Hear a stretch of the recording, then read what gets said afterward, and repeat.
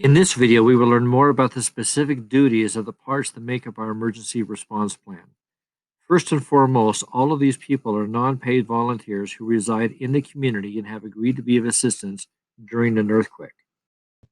To begin, let's start with a bird's eye view from the entire district. Each district is made up of a number of blocks, a block being a group of 6 to 10 homes clustered together. One of the people in each block will volunteer or be voted in by their peers who live on that block to be the block captain. During an earthquake, the block captain will check the injury status of the people in his or her block and report it up to the precinct chair. The precinct chair will then report that information to the district communications specialist, who will then relay it up to the ham radio operator at City Hall. From there, the first responders can be dispatched to the hotspots in the neighborhood. After the initial report, the block captains can go back and gather more updated information and pass it up again. After the injury report has been completed, block captains can begin gathering other information, such as downed trees and power lines, collapsed roofs, damaged homes, water and gas leaks, fires, etc. While this information can and will be passed up to the city ham radio operator, it will also go to a local group called the Emergency Precinct Council. The EPC are also volunteers who live within the precinct. Though its roots are made up of the ward councils of the Church of Jesus Christ of Latter-day Saints, during this time it will be expanded to include any member of the community that lives inside the precinct to fill vital roles. The emergency precinct councils will coordinate with the blocks through the block captains to organize and work effectively to stabilize our neighborhoods. And to finish our bird's eye view, it should also be noted that the district communications specialist will also notify the district leader and stake president who oversees all the precincts. These two men will look for opportunities where precincts can unite to accomplish a challenging task. Now we can lay it out in a more simplified view. The residents put out their flags so the block captain can see them. The block captains record it and pass it to the precinct chair, who then passes it to two sources. First, the district communications specialist, who will then pass it to the ham radio operator at City Hall, who then passes it to the first responders, so they can put it in their queue to come to those citizens that desperately need it.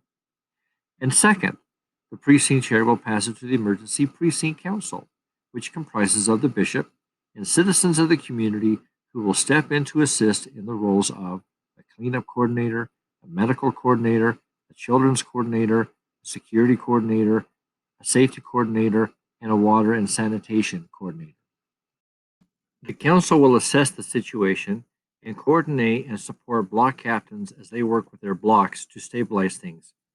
And lastly, it will be the district communications specialist that will pass information to the district leader and the stake president, also residents of the community, to learn how the precincts can help each other. And just so it's understood, the areas highlighted in red indicate these are people who live within the precinct. If it's in blue, it means they live within the district, and green means they live within the city. Now let's do a brief overview of each party's responsibilities during an earthquake. First and foremost, all parties should make sure their families are safe and secure. Their families are important. If you know they're safe, you'll function better. If you don't, you won't be able to concentrate. All residents or households, put your ribbons on your front door that matches any injuries in your home. If you don't have or can't find your ribbons, use a towel or shirt of light color instead. Enact your family emergency plan and help stabilize your blocks.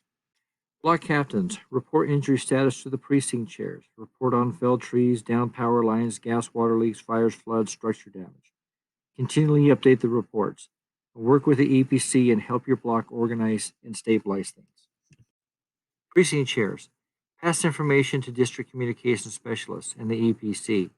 Determine which block captains are missing and find replacements, and keep communications flowing. District communications specialist, relay information to the city ham radio operator and the district leader. Bishops, you are to preside over the EPC and to find temporary housing for those displaced. Look to all sources. To the cleanup coordinator, you are to guide blocks on cleanup detail. This may include finding a temporary landfill for all the debris. For the medical coordinator, stabilize injured people, promote a clean environment, which includes individual hygiene. For the children's coordinator, children will want to be and should be with their families, but there may be some children who will be alone and displaced from their families if their parents were out of the neighborhood at the time of the earthquake and haven't made it back home yet. Therefore, the current thought is to gather and create a safe environment until their parents get home.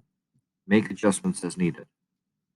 For the security coordinator, identify and notify areas of concern to authorities, the EPC, and the block captains. Advise on protection and coordinate with the other precinct coordinators.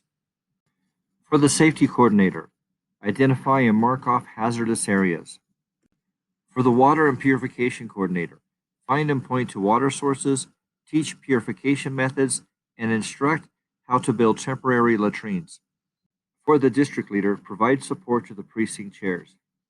And for the stake president, work with the district leader to provide support to the precincts. EPC will have some members of the ward council in it, but look to all members of your precinct to fill these assignments. It must be emphasized that you are to guide and counsel the blocks with love and understanding to improve their circumstances. Don't do it for them. You may have up to 20 blocks to oversee, and it will affect the other blocks if you get involved doing work for one. As far as preparatory work done before a crisis, these are our recommendations. All residents and households should work on their family emergency plan and consider becoming CERT certified. CERT will be discussed shortly. Residents and households should familiarize themselves on their role with the state district plan. Block captains, make sure your neighbors are aware of this emergency plan. Participate in the annual Conway High Shakeout Drill and know where you will find your precinct chair during an emergency and how you will plan on communicating. Precinct chairs, make sure all your block captains and EPC positions are filled. Make sure the precinct maps are up to date. Participate in the annual Conway High Shakeout Drill as well and keep in regular contact with your block captains. District Communication Specialist, make sure your equipment is up to date, functioning properly, and ready to go, and make sure you are properly trained. Bishops, support your precinct chair where needed. Cleanup coordinators, look for areas that could be used as a temporary landfill. Medical coordinators, begin to gather medical supplies. Children's coordinator, there's no prep work to be done at this time. Security coordinators, get to know the other security coordinators in the other precincts and develop a method of communication with each other during a disaster. Safety coordinators, gather several rolls of caution tape and learn how to recognize hazardous areas. Water purification coordinators, learn where the creeks and other water sources are in the valley. Learn methods of purification and how to build a proper latrine from buckets to holes in the ground. District leader, make sure the precinct chairs have what they need and the support they need to do their job. And stake president, make sure the district leader has what he needs and the support to do his job effectively. In this whole plan, it needs to be reemphasized that all residents and households need to work on their family emergency plan. Individual preparation is the single most important part of the plan and can't be stressed enough. A neighborhood is only as strong as the number of households that are prepared, and only you can know the needs of your family. The pitch line, most often used to encourage people to prepare, is, "You'll be sorry if you don't." And that's true, but the more positive approach is that anyone who takes the time to prepare can actually go through a disaster with greater ease and comfort than they realize, and it allows them to assist others. And that's a wonderful feeling and position to be in, especially when we face the unknown, which leads us to our last issue.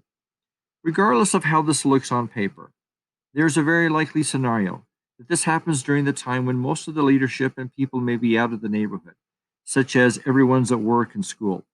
And if it's bad enough to enact the emergency precinct council, chances are the roads will be torn up or blocked and people will have to walk home, and it will be some time before everyone gets in. So the structure we are building will not be intact or fully operational on the outset, and we understand that. It's plan and prepare the best you can and then improvise. Another reason for each household to be prepared.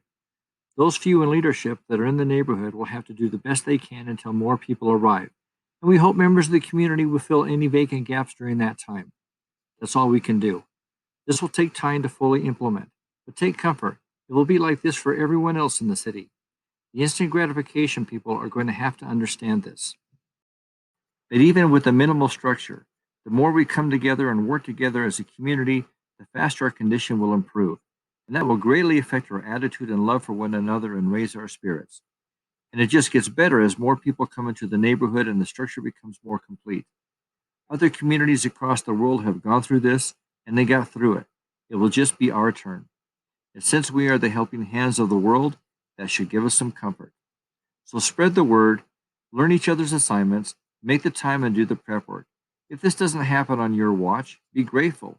But if it does, you'll be prepared. Keep the people of the community busy, coordinate, train, and encourage them to take control of their situation. The busier they are, the faster things will improve, and the better they will feel. Having control over their circumstances is better than sitting around feeling helpless. Those block captains are going to need your guidance, encouragement, support, and love. Be tender with them. There are a few more things to discuss that will help you navigate, but that will be on our next and final video. Please tune in and thank you so much for your time.